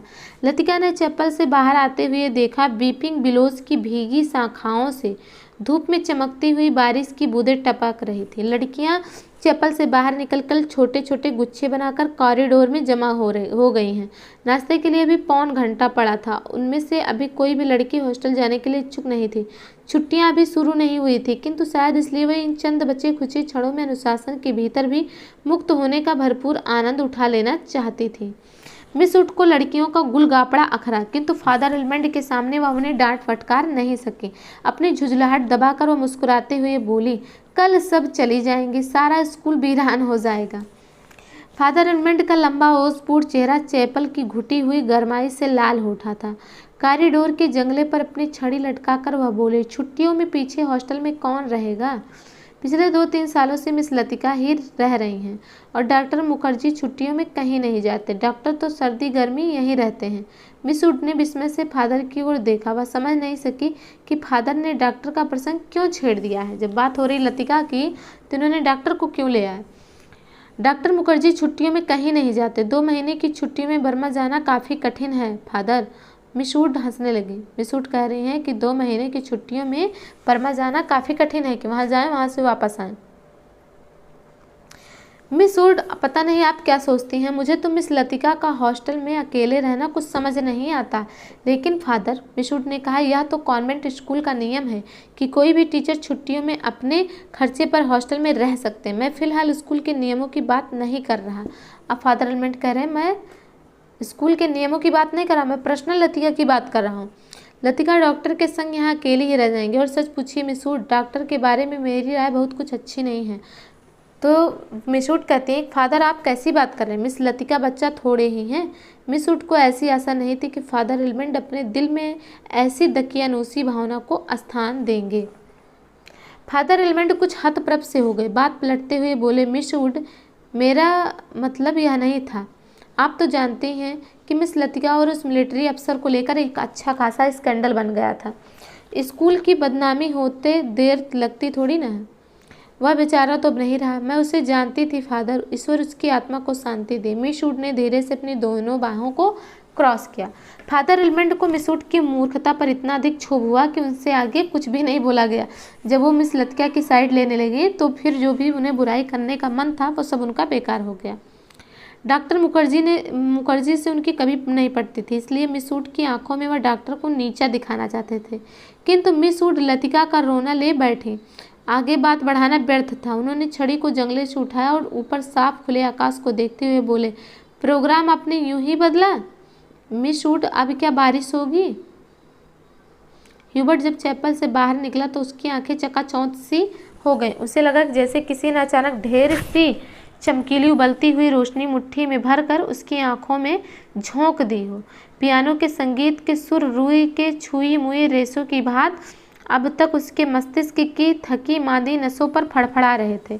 वह काफ़ी थक गया था। पियानो बजाने से उसके फेफड़ों पर हमेशा भारी दबाव पड़ता, दिल की धड़कन तेज हो जाती थी। उसे लगता था कि संगीत के एक नोट को दूसरे नोट में उतारने के प्रयत्न में वह एक अंधेरी खाई पार कर रहा है। आज चैपल में मैंने जो महसूस किया वह कितना रहस्यमय, कितना विचित्र था, ह्यूबर्ट ने सोचा। मुझे लगा पियानो का हर नोट चिरंतन खामोशी की अंधेरी खोह से निकलकर बाहर फैली नीली धुंध को काटता तराशता हुआ एक भूला सा अर्थ खींच लाता है। गिरता हुआ हर पोज एक छोटी सी मौत है, मानो घने छायादार वृक्षों की कांपती छायाओं में कोई पगडंडी गुम हो गई हो। एक छोटी सी मौत जो आने वाले सुरों को अपनी बची खुची गूंजों की सांसें समर्पित कर जाती हैं, जो मर जाती हैं किंतु मिट नहीं पाती। मिटती नहीं इसलिए कि मरकर भी जीवित हैं, दूसरों सुरों में लय हो जाती है। डॉक्टर, क्या मृत्यु ऐसे ही आती है? अगर मैं डॉक्टर से पूछूं तो वह हंसकर टाल देगा। मुझे लगता है कि वह पिछले कुछ दिनों से कोई बात छिपा रहा है। उसकी हंसी में जो सहानुभूति का भाव होता है वह मुझे अच्छा नहीं लगता। आज उसने मुझे स्पेशल सर्विस में आने से रोका था। कारण पूछने पर वह चुप रहा था। कोई ऐसी बात है जिसे मुझसे कहने में डॉक्टर कतराता है। शायद मैं सक्की मिजाज होता जा रहा हूँ और बात कुछ ना हो। डॉक्टर ह्यूबर्ट ऐसा कह रहा कि शायद मैं सक्की मिजाज का खुद होता जा रहा हूँ। डॉक्टर ने मुझे रोका था तो उसके पीछे कोई कारण नहीं रहा होगा। ह्यूबर्ट ने देखा लड़कियों की कतार स्कूल से हॉस्टल जाने वाली सड़क पर नीचे उतरती जा रही हैं। उजली धूप में उनके रंग बिरंगे रिबन, हल्की सी आसमानी रंग की फ्रॉकें और सफ़ेद पेटियां चमक रही। सीनियर कैम्ब्रिज की कुछ लड़कियां ने चैपल की वाटिका के गुलाब के फूलों को तोड़कर अपने बालों में लगा लिया है। सीनियर कैम्ब्रिज की लड़कियों ने क्या लगाया अपने बालों में? गुलाब के फूल। कंटोनमेंट के 3-4 सिपाही लड़कियों को देखते हुए अश्लील मजाक करते हुए हंस रहे हैं और कभी कभी किसी लड़की की ओर जरा झुककर सीटी बजाने लगते हैं। Hello mister Hubert. ह्यूबर्ट ने पीछे मुड़कर देखा तो लतिका एक मोटा सा रजिस्टर बगल में दबाए खड़ी थी। आप भी आई हैं? ह्यूबर्ट की दृष्टि लतिका पर टिकी रही। वह क्रीम रंग की पूरी बाहों की ऊनी जैकेट पहनी हुई थी। कुमाऊनी लड़कियों की तरह लतिका का चेहरा गोल था। धूप की तपन से पका गेहुआ रंग कहीं कहीं हल्का सा गुलाबी होया था, मानो बहुत धोने पर भी गुलाल के कुछ धब्बे इधर उधर बिखरे रह गए हों। उन लड़कियों के नाम नोट करने थे जो कल जा रही, सो पीछे रुकना पड़ा। आप भी तो कल जा रहे हैं मिस्टर ह्यूबर्ट? अभी तक तो यही इरादा है, यहाँ रुककर भी क्या करूँगा। आप स्कूल की ओर जा रही हैं? चलिए। पक्की सड़क पर लड़कियों की भीड़ जमा थी, इसलिए वे दोनों पोलो ग्राउंड का चक्कर काटते हुए पगडंडी से नीचे उतरने लगे। हवा तेज हो चली। चीड़ के पत्ते हर झोंके के संग टूट टूट कर पगडंडी पर ढेर लगाते जाते थे। ह्यूबर्ट रास्ता बनाने के लिए अपनी छड़ी से उन्हें बुहार कर दोनों ओर बिखेरता था। लतिका पीछे खड़ी हुई देखती रहती थी। अल्मोड़ा की ओर से आते हुए छोटे छोटे बादल, अब एक शब्द और आया, एक शहर अल्मोड़ा। छोटे छोटे बादल रेशमी रुमालों से उड़ते हुए सूरज के मुंह पर लिपटे से जाते थे, फिर हवा में बह निकलते थे। इस खेल में धूप कभी मंद फीकी सी पड़ जाती थी, कभी अपना उजला आंचल खोलकर समूचे शहर को अपने में समेट लेती थी। लतिका तनिक आगे निकल गई। ह्यूबर्ट की सांस चढ़ गई थी और वह धीरे धीरे हाँफता हुआ पीछे से आ रहा था।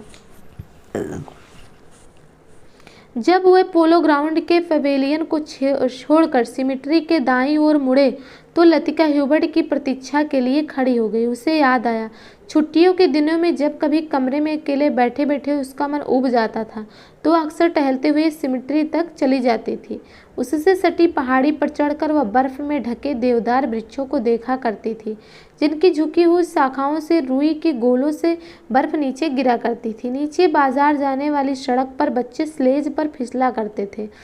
वह खड़ी खड़ी बर्फ में छिपी हुई उस सड़क का अनुमान लगाया करती थी जो फादर एलमंड के घर से गुजरती हुई मिलिट्री अस्पताल और डाकघर से होकर चर्च की सीढ़ियों तक जाकर गुम हो जाती थी। जो मनोरंजन एक दुर्गम पहेली को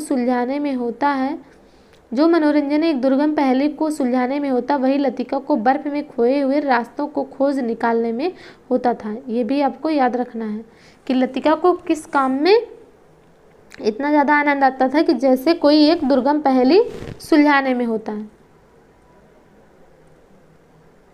आप बहुत तेज चलती हैं मिस लतिका। थकान से ह्यूबर्ट का चेहरा कुम्हला गया था, माथे पर पसीने की बूंद छलक आई थी।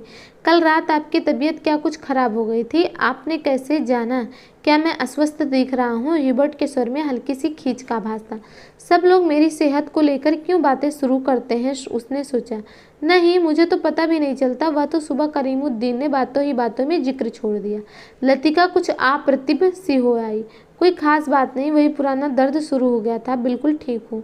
अपने कथन की पुष्टि के लिए ह्यूबर्ट छाती सीधी करके तेज कदम बढ़ाने लगा। डॉक्टर मुखर्जी को दिखलाया था, वह सुबह आए थे। उनकी बात कुछ समझ में नहीं आती, हमेशा दो बातें एक दूसरे से उल्टी कहते हैं। कहते थे कि इस बार मुझे 6-7 महीने की छुट्टी लेकर आराम करना चाहिए, लेकिन मैं ठीक हूँ। अगर मैं ठीक हूँ तो भला इसकी क्या ज़रूरत है? ह्यूबर्ट के स्वर में व्यथा की छाया लतिका से छिपी ना रही।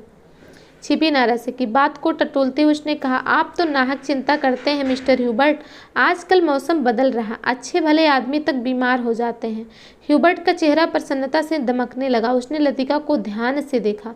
वह अपने दिल का संशय मिटाने के लिए निश्चिंत हो जाना चाहता था कि कहीं लतिका उसे केवल दिलासा देने के लिए तो झूठ नहीं बोल रही। यही तो मैं सोच रहा था मिस लतिका, कि डॉक्टर की सलाह सुनकर मैं डर ही गया। भला 6 महीने की छुट्टी लेकर मैं अकेला क्या करूँगा? स्कूल में तो बच्चों के संग मन लगा रहता है। सच पूछो तो दिल्ली में ये 2 महीनों की छुट्टियां काटना भी दूभर हो जाता है। कहते हैं दिल्ली में ये 2 महीनों की छुट्टियां काटते ही दूभर हो जाता है। मिस्टर ह्यूबर्ट, कल आप दिल्ली जा रहे हैं? लतिका चलते चलते हठात ठिठक गई। सामने पोलो ग्राउंड फैला था, जिसकी दूसरी ओर मिलिट्री की ट्रकें कंटोनमेंट की ओर जा रही थी। ह्यूबर्ट को लगा जैसे लतिका की आंखें अंधमुदी सी खुली रह गई, मानो पलकों पर एक पुराना सा भूला सपना सरक आया हो। मिस्टर ह्यूबर्ट, आप दिल्ली जा रहे हैं? इस बार लतिका ने प्रश्न नहीं दोहराया। उसके स्वर में केवल एक असीम दूरी का भाव घिराया। बहुत अरसा पहले मैं भी दिल्ली गई थी, लतिका कह रही। बहुत अरसा पहले मैं भी दिल्ली गई थी। तब मैं बहुत छोटी थी, ना जाने कितने बरस बीत गए। हमारी मौसी का ब्याह वहीं हुआ था। बहुत सी चीज़ें देखी थी, लेकिन अब तो सब कुछ धुंधला सा पड़ गया। इतना याद है कि हम कुतुब पर चढ़े थे। सबसे ऊंची मंजिल से हमने नीचे झांका था। ना जाने कैसे लगा था। नीचे चलते हुए आदमी चाबी भरे खिलौने से लगते थे। हमने ऊपर से उन पर मूंगफलियाँ फेंकी थी, लेकिन हम बहुत निराश हुए थे क्योंकि उनमें से किसी ने हमारी तरफ नहीं देखा। शायद माँ ने मुझे डांटा था और मैं सिर्फ नीचे झांकते हुए डर गई थी। सुना है अब तो दिल्ली इतना बदल गया है कि पहचाना नहीं जाता। यह सब किसने कहा? लतिका ने। वह दोनों फिर चलने लगे। हवा का वेग ढीला पड़ने लगा। उड़ते हुए बादल अब सुस्ताने से लगे थे। उनकी छाएं नंदा देवी और पंचचूली की पहाड़ियों पर गिर रही थी। ये भी इम्पोर्टेंट है। स्कूल के पास पहुंचते पहुंचते चीड़ के पेड़ पीछे छूट गए। कहीं कहीं खुबानी के पेड़ों के आसपास बुरुस के लाल फूल धूप में चमक जाते थे। स्कूल तक आने में उन्हें पोलो ग्राउंड का लंबा चक्कर लगा लिया था। मिस लतिका, आप कहीं छुट्टियों में जाती क्यों नहीं? सर्दियों में तो यहाँ सब कुछ वीरान हो जाता होगा। अब मुझे यहाँ अच्छा लगता है, लतिका ने कहा। कब मुझे यहाँ अच्छा लगता है? पहले साल अकेलापन कुछ अखरा था, अब आदी हो चुकी हूँ। क्रिसमस से एक रात पहले क्लब में डांस होता है, लॉटरी डाली जाती है और रात को देर रात तक नाच गाना होता रहता है। नए साल के दिन कुमाऊं रेजिमेंट की ओर से परेड ग्राउंड में कार्निवाल किया जाता है। बर्फ पर स्केटिंग होती है। रंग बिरंगे गुब्बारों के नीचे फौजी बैंड बजता है। फौजी अफसर फैंसी ड्रेस में भाग लेते हैं। हर साल ऐसा ही होता है मिस्टर ह्यूबर्ट। फिर कुछ दिनों बाद विंटर स्पोर्ट्स के लिए अंग्रेज टूरिस्ट आते हैं। हर साल मैं उनसे परिचित होती हूँ। वापस लौटते हुए वह हमेशा वादा करते हैं कि अगले साल फिर आएंगे, पर मैं जानती हूँ कि वह नहीं आएंगे। वह भी जानते हैं कि मैं नहीं आएंगे, फिर भी हमारी दोस्ती में कोई अंतर नहीं पड़ता। फिर कुछ दिनों बाद पहाड़ों पर बर्फ पिघलने लगती है। छुट्टियां खत्म हो जाती हैं। आप सब लोग अपने अपने घरों से वापस लौट आते हैं और मिस्टर ह्यूबर्ट पता भी नहीं चलता छुट्टियां कब शुरू हुई थी और कब खत्म हो गई। लतिका ने देखा कि ह्यूबर्ट उसकी ओर आतंकित भयाकुल दृष्टि से देख रहा। वह सिर पिटाकर चुप हो गई। उसे लगा मानो वह इतनी देर से पागल सी अनर्गल प्रलाप कर रही हो। मुझे माफ़ करना मिस्टर ह्यूबर्ट, कभी कभी मैं बच्चों की तरह बातों में बहक जाती हूँ। मिस लतिका, ह्यूबर्ट ने धीरे से कहा। वह चलते चलते रुक गया था। लतिका ह्यूबर्ट के भारी स्वर से चौंक सी गई। क्या बात है मिस्टर ह्यूबर्ट? वह पत्र, उसके लिए मैं लज्जित हूँ। उसे आप वापस लौटा दें। समझ ले कि मैंने उसे कभी नहीं लिखा था। लतिका कुछ समझ ना सकी। दिग्भ्रांत सी खड़ी हुई ह्यूबर्ट के पीले उद्गिन चेहरे को देखती रही। ह्यूबर्ट ने धीरे से लतिका के कंधे पर हाथ रख दिया। कल डॉक्टर ने मुझे सब कुछ बता दिया। अगर मुझे पहले से मालूम होता तो ह्यूबर्ट हकलाने लगा। मिस्टर ह्यूबर्ट, किंतु लतिका से आगे कुछ नहीं कहा गया। उसका चेहरा सफ़ेद हो गया था। दोनों चुपचाप कुछ देर तक स्कूल के गेट के बाहर खड़े रहे। मीडोज पगडंडियों, पत्तों, छायों से घिरा छोटा सा द्वीप मानो कोई घोंसला 2 हरी घाटियों के बीच आ दबा हो। भीतर घुसते ही पिकनिक के काले आग से झुलसे हुए पत्थर, अधजली टहनियाँ, बैठने के लिए बिछाए गए पुराने अखबारों के टुकड़े इधर उधर बिखरे हुए दिखाई दे जाते हैं। अक्सर टूरिस्ट पिकनिक के लिए यहाँ आते हैं। मीडोज के बीच में काटता हुआ टेढ़ा मेढ़ा बरसाती नाला बहता, जो दूर से धूप में चमकता हुआ सफ़ेद रिबन सा दिखाई देता है। यहीं पर काठ के तख्तों का बना हुआ टूटा सा पुल है, जिस पर लड़कियां हिचकोले खाते हुए चल रही हैं। डॉक्टर मुखर्जी, आप तो सारा जंगल जला देंगे। मिस वुड ने अपनी ऊंची एड़ी के सैंडल से जलती हुई दिया सलाई को दबा डाला, जो डॉक्टर ने सिगार सुलगाकर चीड़ के पत्तों के ढेर पर फेंक दी थी। वह नाले से कुछ दूर हटकर चीड़ के 2 पेड़ों से गुथी हुई छाया के नीचे बैठे थे।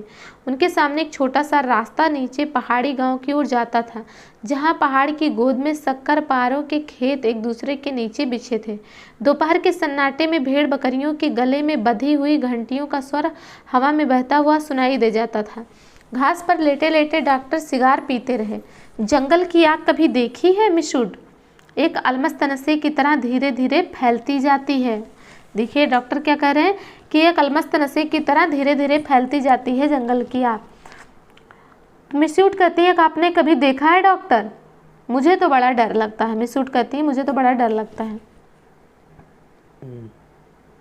बहुत साल पहले शहरों को जलते देखा था। डॉक्टर क्या कहते हैं? बहुत साल पहले शहरों को जलते देखा था। डॉक्टर लेटे हुए आकाश की ओर ताक रहे थे। एक एक मकान एक एक पत्ते की तरह गिरता जाता। दुर्भाग्यवश ऐसे अवसर देखने में बहुत कम आते हैं। आपने कहाँ देखा डॉक्टर? लड़ाई के दिनों में अपने शहर रंगून को जलते हुए देखा था। मिस वुड की आत्मा को ठेस लगी, किंतु फिर भी उनकी उत्सुकता शांत नहीं हुई। आपका घर, क्या वह भी जल गया था? डॉक्टर कुछ देर तक चुपचाप लेटा रहा। हम उसे खाली छोड़कर चले आए थे, मालूम नहीं बाद में क्या हुआ। अपने व्यक्तिगत जीवन के संबंध में कुछ भी कहने में डॉक्टर को कठिनाई महसूस होती है। डॉक्टर, क्या आप कभी वापस बर्मा जाने की बात नहीं सोचते? डॉक्टर ने अंगड़ाई ली और करवट बदलकर औंधे मुंह लौट गए। उनकी आंखें मुद गईं और माथे पर बालों की लटें झूल आई। सोचने से क्या होता है मिस वुड? जब बर्मा में था तब क्या कभी सोचा था कि यहाँ आकर उम्र काटनी होगी? लेकिन डॉक्टर, कुछ भी कह लो, अपने देश का सुख कहीं नहीं मिलता। सुख और कहीं नहीं मिलता। यहाँ तुम चाहे कितने वर्ष रह लो, अपने को हमेशा अजनबी हो पाओगे। डॉक्टर ने सिगार के धुएं को धीरे धीरे हवा में छोड़ दिया। दरअसल अजनबी तो मैं वहाँ भी समझा जाऊँगा मिस वुड। इतने वर्षों बाद मुझे कौन पहचानेगा? इस उम्र में नए सिरे से रिश्ता जोड़ना काफ़ी सरदर्द का काम है। कम से कम मेरे बस की बात तो नहीं है। लेकिन डॉक्टर, आप कब तक इस पहाड़ी कस्बे में पड़े रहेंगे? इसी देश में रहना है तो किसी बड़े शहर में प्रैक्टिस शुरू कीजिए। प्रैक्टिस बढ़ाने के लिए कहाँ कहाँ भटकता फिरूंगा मिस वुड। जहाँ रहो वहीं मरीज मिल जाते हैं। यहाँ आया था कुछ दिनों के लिए, फिर मुद्दत हो गई और टिका रहा। जब कभी जी उबेगा तो यहाँ तो कहीं चला जाऊँगा। जड़ें कहीं नहीं जमती। बहुत अच्छा सेंटेंस यहाँ भी है कि जड़ें कहीं नहीं जमती तो पीछे भी कुछ नहीं छूट जाता। मुझे अपने बारे में कोई गलत फहमी नहीं है मिस वुड, मैं सुखी हूँ। मिस वुड ने डॉक्टर की बात पर विशेष ध्यान नहीं दिया। दिल में वह हमेशा डॉक्टर को उच्छृंखल, लापरवाह और सनकी समझती रही हैं, किंतु डॉक्टर के चरित्र में उनका विश्वास है।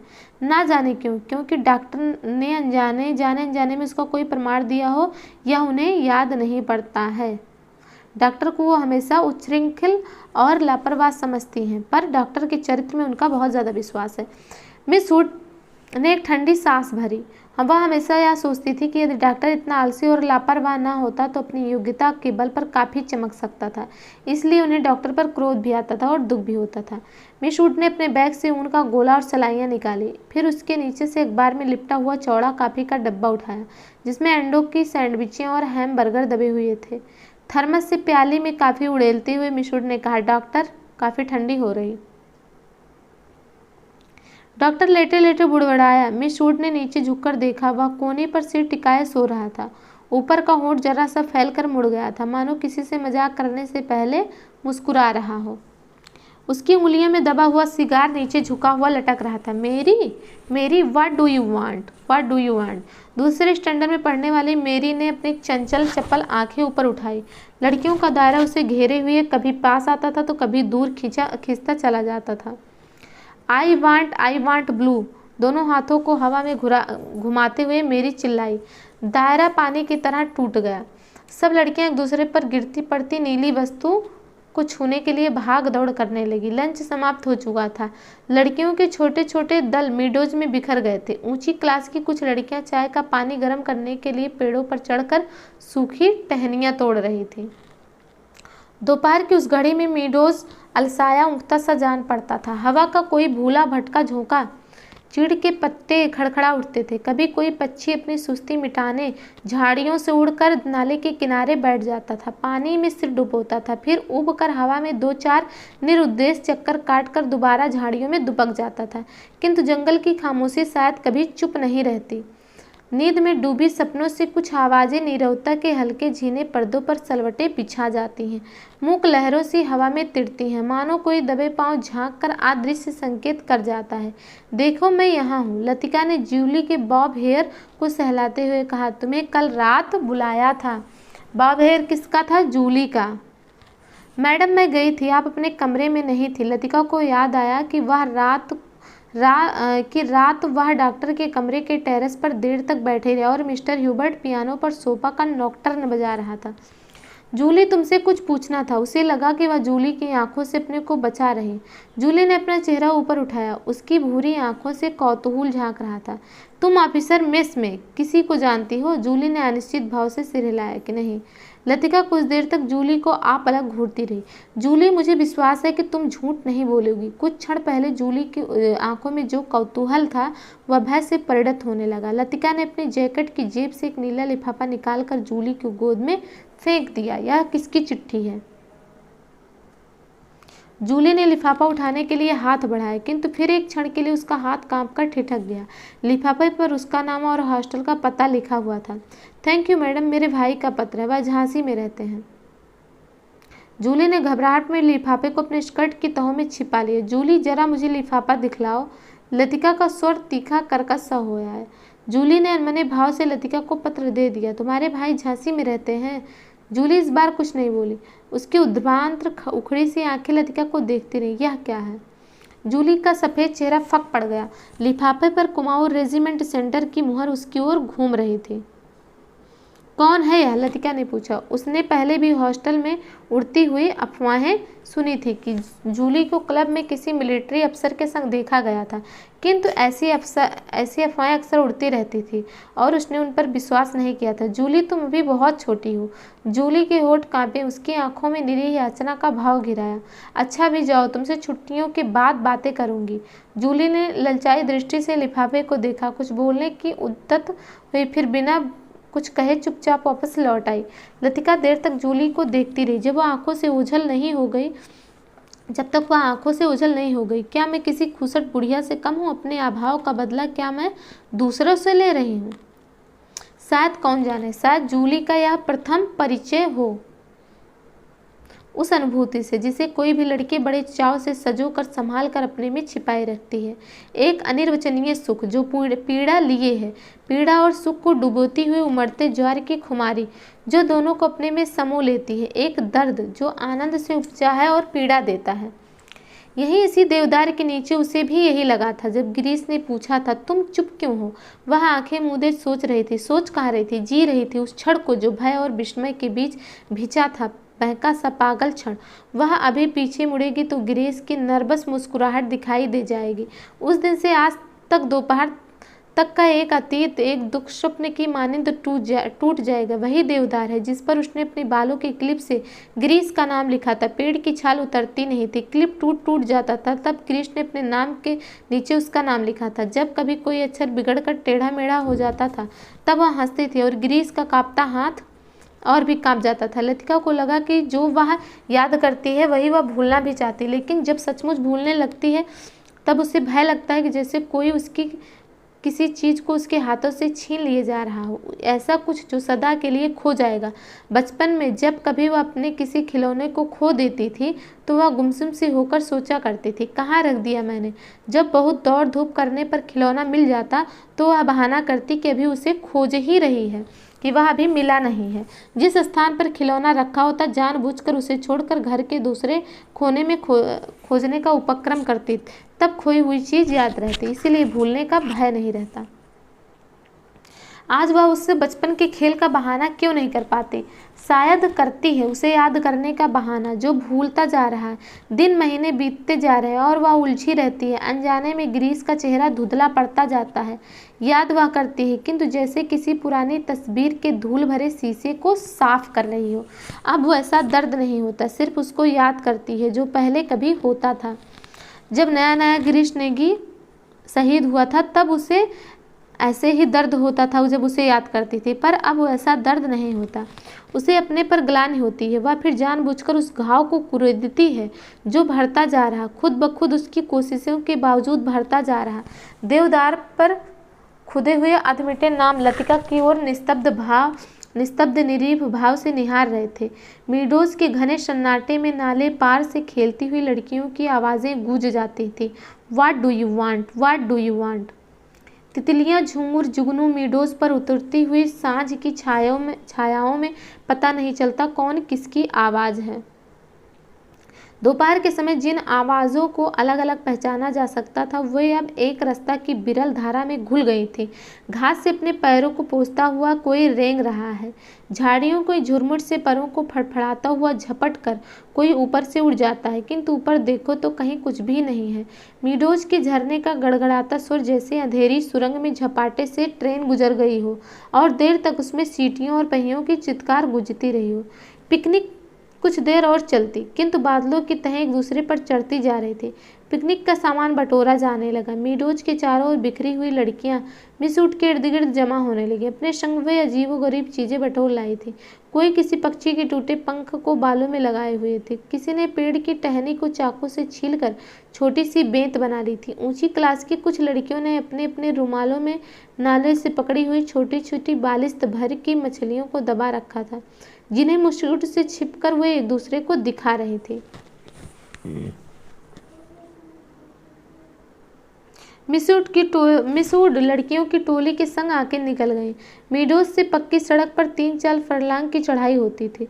लतिका हाँफने लगी। डॉक्टर मुखर्जी सबसे पीछे आ रहे थे। लतिका के पास पहुंचकर वह ठिठक गए। डॉक्टर ने दोनों घुटनों को जमीन पर टेकते हुए सिर झुकाकर एल्जाबेथियन युगीन अंग्रेजी में कहा, मैडम आप इतनी परेशान क्यों नजर आ रही? और डॉक्टर की नाटकीय मुद्रा को देखकर लतिका के होठों पर एक हल्की सी ढीली ढाली मुस्कुराहट बिखर गई। प्यास के मारे गला सूख रहा और यह चढ़ाई खत्म होने का नाम नहीं लेती। डॉक्टर ने अपने कंधे पर लटकते हुए थर्मस को उतार कर लतिका के हाथों में देते हुए कहा, थोड़ी सी काफ़ी बची हुई, शायद कुछ मदद हो सके। पिकनिक में तुम कहाँ रह गए डॉक्टर? कहीं दिखाई नहीं दिए। दोपहर भर सोता रहा मिसूट के संग। मेरा मतलब है कि मिसूट पास बैठी थी। मुझे लगता है कि मिसूट मुझसे मोहब्बत करती हैं। कोई भी मजाक करते समय डॉक्टर अपनी मूँछों के कोनों को चबाने लगता। क्या कहती थी? लतिका ने थर्मस से काफ़ी को मुंह में उड़ेल लिया। शायद कुछ कहती, लेकिन बदकिस्मती से बीच में ही मुझे नींद आ गई। मेरी जिंदगी के कुछ खूबसूरत प्रेम प्रसंग कमबख्त इस नींद के कारण अधूरे रह गए। कहता है मेरी जिंदगी के कुछ खूबसूरत प्रेम प्रसंग कमबख्त इस नींद की वजह से अधूरे रह गए। और इस दौरान में जब दोनों बातें कर रहे थे, उनके पीछे मीडोज और मोटर रोड के संग चढ़ती हुई चीड़ और बाज के वृक्षों की कतारें सांझ के घिरते अंधेरे में डूबने लगी। मानो प्रार्थना करते हुए उन्होंने चुपचाप अपने सिर नीचे झुका लिए हों। इन्हीं पेड़ों के ऊपर बादलों में गिरजे का क्रास कहीं उलझ पड़ा था। उसके नीचे पहाड़ों की ढलान पर बिछे हुए खेत भागती हुई गिलहरियों से लग रहे थे, जो मानो किसी की टोह में स्तब्ध ठिठक गई हों। डॉक्टर, मिस्टर ह्यूबर्ट पिकनिक पर नहीं आए? डॉक्टर मुखर्जी टॉर्च जलाकर लतिका के आगे आगे चल रहे थे। मैंने उन्हें मना कर दिया था। किस लिए? अंधेरे में पैरों के नीचे दबे हुए पत्तों की चरमराहट के अतिरिक्त कुछ सुनाई नहीं देता था। डॉक्टर मुखर्जी ने धीरे से खांसा। पिछले कुछ दिनों से मुझे संदेह होता जा रहा। मिस्टर ह्यूबर्ट की छाती का दर्द शायद मामूली दर्द नहीं है। डॉक्टर थोड़ा सा हंसे, जैसे उसे अपनी यह गंभीरता आरुचिकर लग रही हो। डॉक्टर ने प्रतीक्षा की, शायद लतिका कुछ कहेंगी, किंतु लतिका चुपचाप उसके पीछे चल रही थी। यह मेरा महज शक है, शायद मैं बिल्कुल गलत हूँ, किंतु यह बेहतर होगा कि वह अपने एक फेफड़े का एक्सरे करा ले। इससे कम से कम भ्रम तो नहीं रहेगा। आपने मिस्टर ह्यूबर्ट से इसके बारे में कुछ कहा? लतिका कहती है, अभी तक कुछ नहीं कहा। ह्यूबर्ट जरा सी बात पर चिंतित होता, इसलिए कभी साहस नहीं हो पाता। डॉक्टर को लगा उसके पीछे आते हुए लतिका के पैरों का स्वर सहसा बंद हो गया। उन्होंने पीछे मुड़कर देखा। लतिका बीच सड़क पर अंधेरे में छाया से चुपचाप निश्चल खड़ी है। डॉक्टर, लतिका का स्वर भर्राया हुआ था। क्या बात यह है मिस लतिका, आप रुक क्यों गई? डॉक्टर, क्या मिस्टर ह्यूबर्ट? डॉक्टर ने अपनी टॉर्च की मध्यम रोशनी लतिका पर उठा दी। उसने देखा लतिका का चेहरा एकदम पीला पड़ गया और वह रह रहकर पत्ते सी कांप जाती है। मिस लतिका, क्या बात है? आप तो बहुत डरी सी जान पड़ती हैं। कुछ नहीं डॉक्टर, मुझे कुछ याद आ गया था। वह दोनों फिर चलने लगे। कुछ दूर जाने पर उनकी आंखें ऊपर उठ गई। पक्षियों का एक बेड़ा धूमिल आकाश में त्रिकोण बनाता हुआ पहाड़ों के पीछे से उनकी ओर आ रहा था। लतिका और डॉक्टर सिर उठाकर इन पक्षियों को देखते रहे। लतिका को याद आया, हर साल सर्दी की छुट्टियों से पहले ये परिंदे मैदानों की ओर उड़ते हैं। कुछ दिनों के लिए बीच के इस पहाड़ी स्टेशन पर बसेरा करते हैं, प्रतीक्षा करते हैं कि बर्फ के दिनों की, जब वो अजनबी अनजाने देशों में उड़ जाएंगे। क्या वे सभी प्रतीक्षा कर रहे हैं? वाह डॉक्टर मुखर्जी, मिस्टर ह्यूबर्ट, लेकिन कहाँ के लिए? हम कहाँ जाएंगे? किंतु इसका कोई उत्तर नहीं मिला। उस अंधेरे में मीडोज के झरने के भुतौले स्वर और चीड़ के पत्तों की सरसराहट के अतिरिक्त कुछ नहीं सुनाई देता। लतिका हड़बड़ाकर चौंक गई। अपनी छड़ी पर झुका हुआ डॉक्टर धीरे धीरे सीटी बजा रहा था। मिस लतिका, जल्दी कीजिए, बारिश शुरू होने वाली है। हॉस्टल पहुंचते पहुंचते बिजली चमकने लगी थी, किंतु उस रात बारिश देर तक नहीं हुई। बादल बरसने भी नहीं पाते थे कि हवा के थपेड़ों से धकेल दिए जाते थे। दूसरे दिन तड़के ही बस पकड़नी थी, इसलिए डिनर के बाद लड़कियां सोने के लिए अपने अपने कमरों में चली गई थी। जब लतिका अपने कमरे में गई तो उस समय कुमाऊं रेजिमेंट सेंटर का बिगुल बज रहा था। उसके कमरे में करीमुद्दीन कोई पहाड़ी धुन गुनगुनाता हुआ लैंप में गैस पंप कर रहा था। लतिका उन्हीं कपड़ों में तकिए को दोहरा करके लेट गई। करीमुद्दीन ने उड़ती हुई निगाह से लतिका को देखा, फिर अपने काम में जुट गई। पिकनिक कैसी रही मेम साहब? तुम क्यों नहीं आए? सब लड़कियां तुम्हें पूछ रही थी। लतिका को लगा दिन भर की थकान धीरे धीरे उसके शरीर की पसलियों पर चिपटती जा रही। अनायास उसकी आंखें नींद के बोझ से झपकने लगी। मैं चला आता तो ह्यूबर्ट साहब की तीमारदारी कौन करता? दिन भर उसके बिस्तर से सटा हुआ बैठा रहा और अब वह गायब हो गए हैं। करीमुद्दीन ने कंधे पर लटकते हुए मैले कुचले तौलियों को उतारा और लैंप के शीशों की गर्द पोंछने लगा। लतिका की अधमुंदी आंखें खुल गईं। क्या ह्यूबर्ट साहब अपने कमरे में नहीं हैं? खुदा जाने इस हालत में कहाँ भटक रहे हैं। पानी गर्म करने कुछ देर के लिए बाहर गया था। वापस आने पर देखता हूँ कमरा खाली पड़ा है। करीमुद्दीन बड़बड़ाता हुआ बाहर चला गया। लतिका ने लेटे लेटे पलंग के नीचे चप्पलों को पैरों से उतार दिया। ह्यूबर्ट इतनी रात कहाँ गए? किंतु लतिका की आंखें फिर झपक गई। दिन भर की थकान ने सब परेशानियों प्रश्नों पर कुंजी लगा दी थी। मानो दिन भर आंख मिचौनी खेलते हुए उसने अपने कमरे में दया को छू लिया। अब वह सुरक्षित थी। कमरे की चहारदीवारी के भीतर उसे कोई नहीं पकड़ सकता। दिन के उजाले में वह गवाह थी, मुजरिम थी। हर चीज का उससे तकाजा था। अब इस अकेलेपन में कोई गिला नहीं, उलाहना नहीं। सब खींचातानी खत्म हो गई है। जो अपना है वह बिल्कुल अपना सा हो गया। जो अपना नहीं है उसका दुख नहीं, अपनाने की फुर्सत नहीं। लतिका ने दीवार की ओर मुंह घुमा लिया। लैंप के फीके आलोक में हवा में कांपते पर्दों की छाएं हिल रही थी। बिजली कड़कने से खिड़कियों के शीशे चमक जाते थे। दरवाजे चटकने लगते थे, जैसे कोई बाहर से धीमे धीमे खटखटा रहा हो। कॉरिडोर से अपने अपने कमरों में जाती हुई लड़कियों की हंसी, बातों के कुछ शब्द, फिर सब कुछ शांत हो गया। किंतु फिर भी देर तक कच्ची नींद में और लैंप का धीमा सा सी सी स्वर सुनती रही। कब वह स्वर भी मौन का भाग बनकर मुँह खो गया, उसे पता ना चला। कुछ देर बाद उसको लगा सीढ़ियों से कुछ दबी आवाज़ें ऊपर आ रही। बीच बीच में कोई चिल्ला उठता था और फिर सहसा आवाज़ें धीमी पड़ जाती थी। मिस लतिका, जरा अपना लैंप ले आइए। कॉरिडोर के जीने से डॉक्टर मुखर्जी की आवाज़ आई थी। कॉरिडोर में अंधेरा था। वह 3-4 सीढ़ियाँ नीचे उतरी, लैंप नीचे किया। सीढ़ियों से सटे जंगले पर ह्यूबर्ट ने अपना सिर रख दिया था। उसकी एक बाँह नीचे लटक रही थी और दूसरी डॉक्टर के कंधे पर झूल रही थी, जिसे डॉक्टर ने अपने हाथ में जकड़ रखा था। मिस लतिका, लैंप जरा और नीचे झुका दीजिए। ह्यूबर्ट। डॉक्टर ने मिस्टर ह्यूबर्ट को सहारा देकर ऊपर खींचा। ह्यूबर्ट ने अपना चेहरा ऊपर किया। विस्की की तेज बू का झोंका लतिका के सारे शरीर को झिझोड़ गया। ह्यूबर्ट की आंखों में सुर्ख डोरे खिंचाए थे। कमीज का कॉलर उल्टा हो गया था और टाई की गांठें ढीली होकर नीचे खिसक आई थी। लतिका ने कांपते हाथ से लैंप सीढ़ियों पर रख दिया और आप दीवार के सहारे खड़ी हो गई। उसका सिर चकराने लगा था। In a back lane of the city there is a girls who loves me. Hubert हिचकियों के बीच गुनगुना उठता था। Hubert please please. डॉक्टर ने ह्यूबर्ट के लड़खड़ाते शरीर को अपने मजबूत गिरफ्त में ले लिया। मिस लतिका, आप लैंप लेकर आगे चलिए। लतिका ने लैंप उठाया। दीवार पर उन तीनों की छायाएं डगमगाने लगी। In a back lane of the city there is a girls who loves me. आपसे क्वेश्चन ये भी पूछा जा सकता है कि ये गाना कौन गा रहा था। तो ये गाना कौन गा रहा था? In a back lane of the city there is a girls who loves me.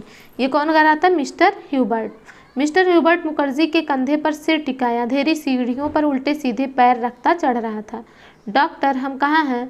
Hubert सहसा इतनी जोर से चिल्लाया कि उसकी लड़खड़ाती आवाज़ सुनसान अंधेरे में कॉरिडोर की छत से टकराकर देर तक हवा में गूंजती रही।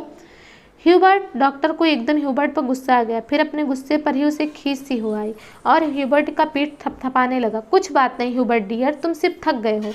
ह्यूबर्ट ने अपनी आंखें डॉक्टर पर कड़ा दी। उसमें उनमें एक भयभीत बच्चे की सी कातरता झलक रही थी, मानो डॉक्टर के चेहरे से वह किसी प्रश्न का उत्तर पा लेना चाहता हो। ह्यूबर्ट के कमरे में पहुंचकर डॉक्टर ने उसे बिस्तर पर लिटा दिया। ह्यूबर्ट ने बिना किसी विरोध के चुपचाप जूते मोजे उतरवा दिए। जब डॉक्टर ह्यूबर्ट की टाई उतारने लगा तो ह्यूबर्ट अपनी कूहनी के सहारे उठा। कुछ देर तक डॉक्टर को आंखें फाड़ते हुए घूरता रहा, फिर धीरे से उसका हाथ पकड़ लिया। डॉक्टर, क्या मैं मर जाऊंगा? कैसे बात करते ह्यूबर्ट? डॉक्टर ने हाथ छुड़ाकर धीरे से ह्यूबर्ट का सिर तकिए पर टिका दिया। Good night Hubert. Good night doctor. Hubert ने करवट बदल दी। Good night mister Hubert. Latika का स्वर सिहर गया, किंतु ह्यूबर्ट ने कोई उत्तर नहीं दिया। करवट बदलते ही उसे नींद आ गई थी। कॉरिडोर में वापस आकर डॉक्टर मुखर्जी रेलिंग के सामने खड़े हो गए।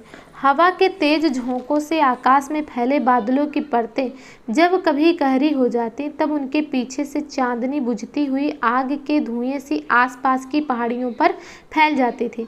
आपको मिस्टर ह्यूबर्ट कहाँ मिले? लतिका कॉरिडोर के दूसरे कोने में रेलिंग पर झुकी हुई थी। क्लब के बार में उन्हें देखा था। मैं ना पहुंचता तो ना जाने कब तक बैठे रहते। डॉक्टर मुखर्जी ने सिगरेट जलाई। उन्हें अभी 1-2 मरीजों के घर जाना था।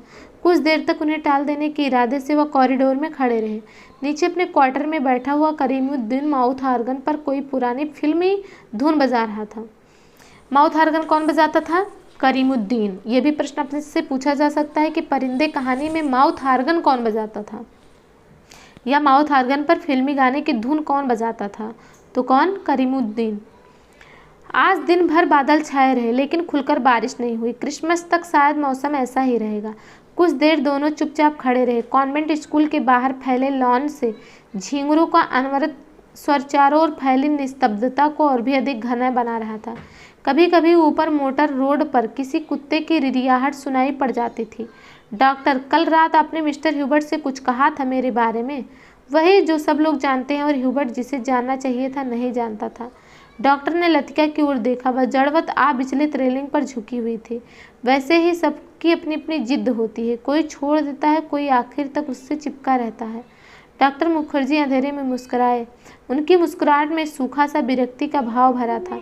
कभी कभी मैं सोचता हूँ मिस लतिका, किसी चीज़ को ना जानना यदि गलत है तो जानबूझकर ना भूल पाना, हमेशा जोंक की तरह उससे चिपके रहना, यह भी गलत है। बर्मा से आते हुए मेरी पत्नी की मृत्यु हुई थी। मुझे अपनी ज़िंदगी बेकार सी लगी थी। आज इस बात को अरसा गुजर गया और जैसा आप देखती हैं मैं जी रहा हूँ। उम्मीद है कि काफ़ी अरसा और जीऊँगा। ज़िंदगी काफ़ी दिलचस्प लगती है और यदि उम्र की मजबूरी ना होती तो शायद मैं दूसरी शादी करने में भी ना हिचकता। डॉक्टर कह रहे हैं, इसके बावजूद कौन कह सकता है कि मैं अपनी पत्नी से प्रेम नहीं करता था? आज भी करता हूँ। लेकिन डॉक्टर, लतिका का गला रुध आया था। क्या मिस लतिका? डॉक्टर, सब कुछ होने के बावजूद वह क्या चीज़ है जो हमें चलाए चलती है, हमें रुकते हैं तो भी अपने रेले में वह हमें घसीट ले जाती है। ये सेंटेंस किसने कहा है? लतिका ने भी। सेंटेंस बहुत इंपॉर्टेंट है। लतिका को लगा कि वह जो कहना चाह रही कह नहीं पा रही, जैसे अंधेरे में कुछ खो गया है जो मिल नहीं पा रहा, शायद कभी नहीं मिल पाएगी। यह तो आपको फादर एलमंड ही बता सकेंगे मिस लतिका। डॉक्टर की खोखली हंसी में उनका पुराना सनकीपन उभर आया था।